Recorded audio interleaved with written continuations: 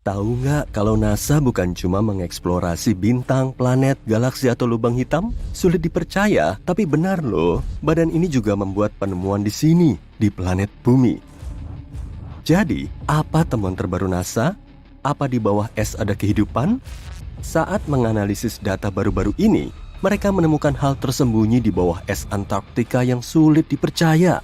Dan ini bukan cuma mengubah semua pengetahuan kita tentang seluruh sistem air di bumi loh, tapi juga bisa bantu meneliti kehidupan di ruang angkasa. Keberadaan manusia mungkin juga tergantung pada pemahaman tentang Antartika dan rahasianya. Jadi, penemuan terkini itu mengungkap informasi vital tentang keberlangsungan hidup kita. Tapi sebelum lanjut, coba kita cek sejauh mana pengetahuanmu tentang tempat ini, di mana sejauh mata memandang, kamu cuma bisa melihat es. Antartika adalah salah satu dari 7 benua yang berlokasi di belahan bumi selatan. Benua ini ada di posisi kelima dalam hal luas area totalnya, dan itu berarti hampir 2 kali luas Australia. Ingin melihat meteorit sungguhan? Ke Antartika aja. Karena iklimnya yang kering, Antartika adalah salah satu tempat terbaik untuk mengamati ruang angkasa. Lebih kerennya lagi, kamu bisa menemukan meteorit di permukaan putih benua itu. Ilmuwan telah mengumpulkan sekitar 45.000 meteorit dari sana, dan diperkirakan masih ada 300.000 meteorit lagi. Karena di sana tidak banyak batu terestrial, mudah bagi mereka untuk menemukan meteorit berkat warnanya yang gelap.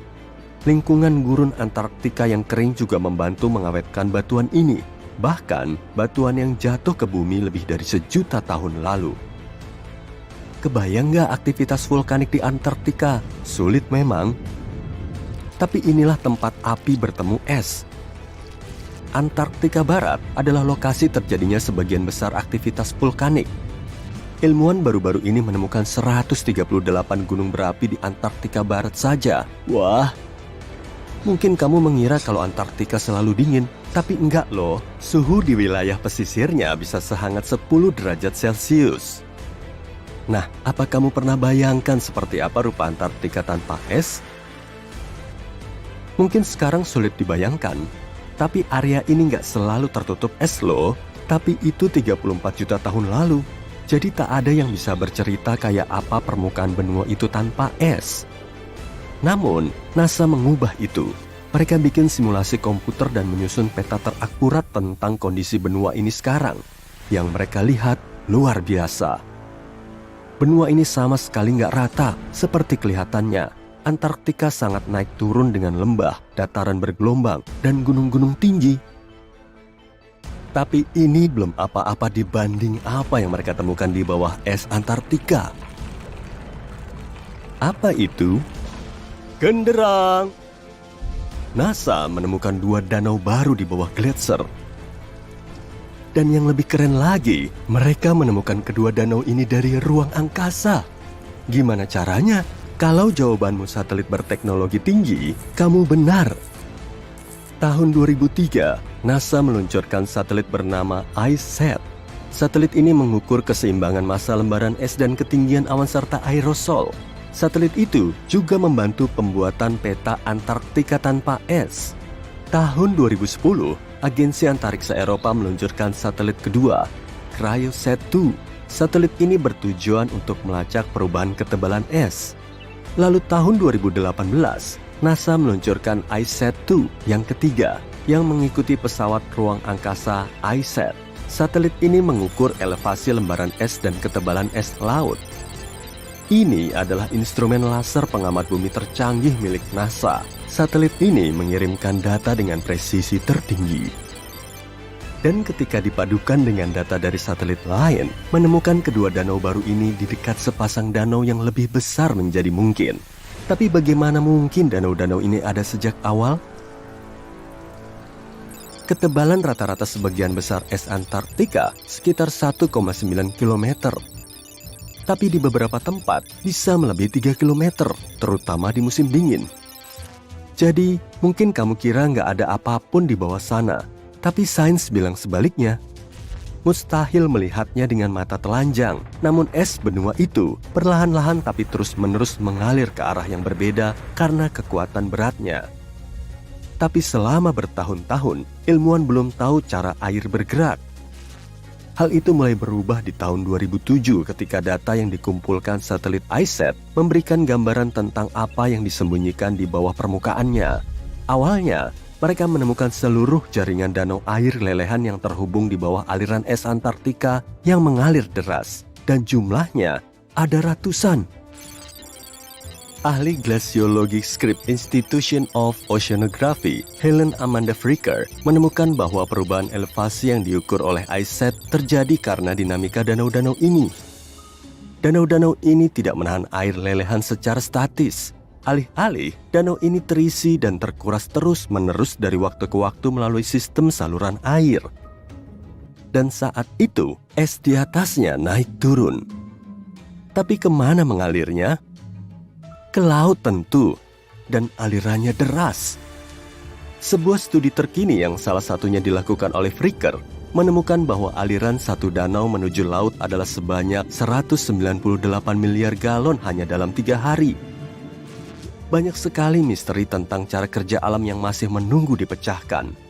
Tapi menemukan 2 danau baru tersebut akan memberi ilmuwan gambaran yang lebih baik tentang secepat apa lembaran es Antartika berubah karena iklim menjadi lebih hangat dan bagaimana dampaknya terhadap arus laut serta kenaikan ketinggian air laut global. Siklus pengisian dan pengurasan danau juga menyebabkan lembaran es mengalami retak-retak dan celah dalam. Jadi, informasi yang mereka temukan dari danau-danau baru ini juga memberi mereka pemahaman lebih baik tentang kerusakan permukaan es. Mereka juga akan mampu menilai bagaimana sistem pengisian dan pengurasan ini mempengaruhi kecepatan es tergelincir ke laut dan samudera. Dan itu berarti mereka bisa mengevaluasi bagaimana tambahan air tawar bisa mengubah ekosistem laut. Penemuan ini juga bisa menyimpulkan apa ada kehidupan di bawah es. Wih!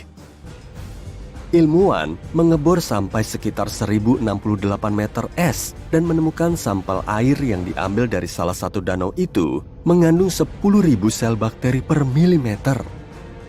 Jumlah kehidupan bakteri setinggi itu adalah pertanda baik, karena berarti perairan yang mengandung es juga bisa mendukung bentuk-bentuk kehidupan yang lebih tinggi, seperti binatang mikro, dan bahkan mungkin salah satu danau baru ini adalah tempat tinggalnya.